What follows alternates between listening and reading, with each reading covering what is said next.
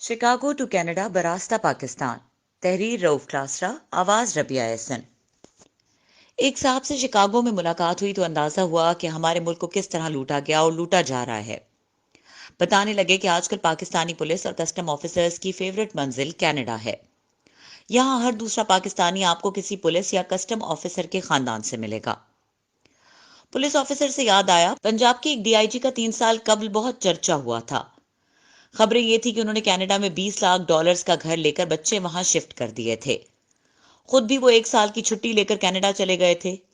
ये ब्यूरोक्रेट्स एक दूसरे को छुट्टियां देते रहते हैं ताकि वो बैरून मुल्क जाकर बच्चों को सेटल करके लौट आएं और लूट मार का सिलसिला वहीं से शुरू करें जहां छोड़कर गए थे।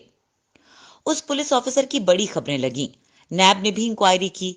आखिर इल्जाम साबित होने पर उन्हें नौकरी से बरतरफ कर दिया गया, मगर हाल ही में पाकिस्तान लौटते ही उन्हें बहाल कर दिया गया है। नोटिफिकेशन के मुताबिक डीआईजी साहब, जिन्हें इस साल जनवरी में मुलाजमत से बरतरफ किया गया था, अब दोबारा बहाल हो चुके हैं। उन्हें वजीर आजम शहबाज शरीफ ने उनकी अपील पर बहाल किया है।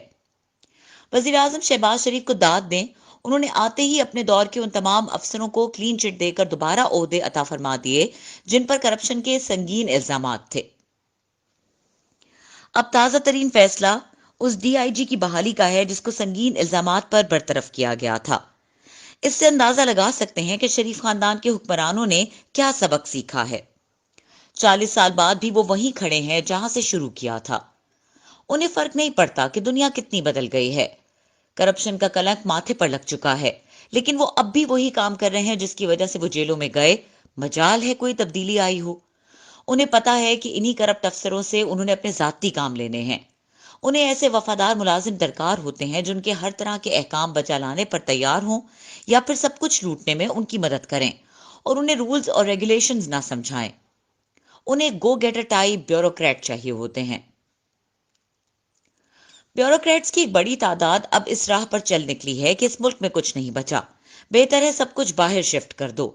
शिकागो में जो कहानियां सुनी, उनसे अंदाजा हुआ कि पाकिस्तान बर्बाद क्यों हो रहा है।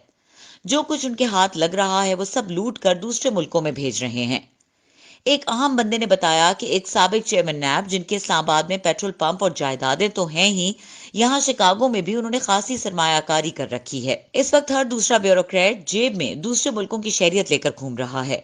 पाकिस्तान में अगर नैब उन पर हाथ डाले तो ये फौरन रोला डाल देते हैं कि जनाब हमारे साथ जुल्म हो रहा है, हमें इंतकाम का निशाना बनाया जा रहा है, हम किसी फाइल पर दस्तखत नहीं करेंगे।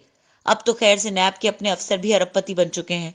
नैब के कई आला अफसर जो किसी दौर में बड़े बड़े करप्ट बिजनेस पर्संस की तहकीकात करते थे, कुछ अरसे बाद इन लोगों के एडवाइजर लगकर लाखों की तनख्वाहें इनसे ले रहे थे और ले रहे हैं। अगर आप गौर करें तो आपको अंदाजा होगा कि अमेरिका, कनाडा, बरतानिया और दीगर एडवांस मुल्क सख्त शराइत पर पाकिस्तान को जो कर्जे देते हैं, हमारे करप्ट अफसर वही डॉलर्स वापस मनी लॉन्ड्रिंग करके इन ममालिक में ले जाते हैं।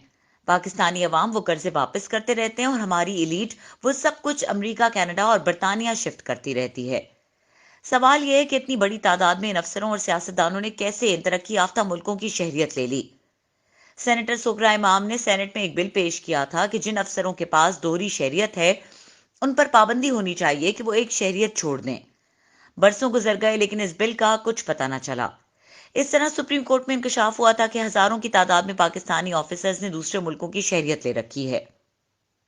इस पर सुप्रीम कोर्ट ने विफाकी हुकूमत को हिदायत जारी की थी कि वो इस पर कोई फैसला करे और कानून बनाए। इस वक्त दो साबिक डीएमजी अफसर वजीर आजम इमरान खान की हुकूमत के इन मामलात पर मुशीर थे, डॉक्टर इशरत हुसैन और अरबाब शहजाद। दोनों ने मिलकर सुप्रीम कोर्ट के इस हुक्मनामे को कहीं डंप कर दिया। इस बात को भी 3 साल गुजर गए। अब मुझे कोई शिकागो में बता रहा था कि ये अफसर कैसे सारा पैसा इन मुल्कों में लाए और यहाँ किसी ने पेट्रोल पंप लगा लिया तो किसी ने होटल में सरमायाकारी कर ली। फिर लोग पूछते हैं कि पाकिस्तान कैसे डिफॉल्ट के करीब पहुंच गया। जब बाढ़ ही खेत को खाने लग जाएगी तो फिर कैसे ये मुल्क बच सकता है। इस मुल्क पर अरबों डॉलर का कर्जा ऐसे तो नहीं चढ़ गया। इतने कर्जों के बावजूद मुल्क तरक्की की राह पर गामजन न हो सका, रोज बरोज मकरूज होता चला गया। हमारे बेशतर सियासतदान और अफसरान ये तय कर चुके हैं कि वो जितना पैसा पाकिस्तान से निकाल सकते हैं निकाल लें। ब्यूरोक्रेसी जिसने किसी मुल्क को चलाना होता है, अगर वही जवाब दे जाए तो फिर इस मुल्क की तबाही में कितनी देर लगती है। पाकिस्तान को खोखला करने का यह हमला किसी बैरूनी फौज ने नहीं किया, बल्कि ये हमला अंदर से हुआ है। اگر ہمارے اپنے لوگ اس ملک کی راہ میں بارودی سرنگیں نہ بچھاتے تو آج یہ حالت نہ ہوتی۔ ڈالر کو 250 روپے تک لے جا کر کچھ پارٹیز نے تگڑا مال بنایا کہ ہر بندے نے ڈالر خریدنا شروع کر دیے۔ جن کے پاس ڈالر تھے انہوں نے بیچ کر پیسے کھڑے کر لیے۔ اب ڈالر کو نیچے لایا جا رہا ہے، اور جنہوں نے یہ سمجھ کر خرید لیے تھے کہ ڈالر 300 روپے تک جائے گا، وہ اب چیخے مار رہے ہیں۔ یوں لگتا ہے سب کو بہت جلدی ہے کہ پاکستان کو خدا نخواستہ کچھ ہو جائے۔ ہم نے ایسے طوفانی حالات پیدا کر دیے ہیں جن سے نکلنا آسان نہیں۔ اب ہمیں ایک عجیب سی لذت محسوس ہونے لگی ہے خود کو اس حالت میں پا کر۔ ہم روز ایسے بیانات، ایسے ٹویٹس اور پریس کانفرنسز کرتے ہیں کہ جو بم ہم پر کل گرنا ہے وہ آج ہی گر جائے۔ روز رات کو یہ سوچ کر سوتے ہیں کہ صبح تک آسمان ہمارے ملک پر گر چکا ہوگا۔ اگلی صبح آسمان کو اپنے گھر کی چھت پر نہ گرا پا کر ہم سخت مایوس ہو جاتے ہیں۔ پورا دن ڈپریشن میں گزرتا ہے کہ ابھی تک کچھ ہوا کیوں نہیں؟ پاکستان اب تک کیوں ڈیفالٹ نہیں ہوا؟ دوست ممالک کیوں ہماری مدد کو آ رہے ہیں؟ روپیہ ڈالر کے مقابلے میں 300 روپے تک ابھی تک کیوں نہیں پہنچا؟ روپیہ کیوں واپس طاقت پکڑ رہا ہے؟ ہر کوئی اس ملک کو چوس رہا ہے۔ اگر کوئی شک رہ گیا ہے تو وہ شکاگو میں یہ کہانیاں سن کر دور ہو گیا ہے۔ اس ملک کو وہی کھا گئے ہیں جنہوں نے اپنے ملک کو امریکہ، کینیڈا یا برطانیہ بنانے کی بجائے پاکستان سے پیسہ نکال کر انہی ملکوں کو واپس کر دیا۔ یہ ملک کیسے لوٹا؟ کس نے لوٹا؟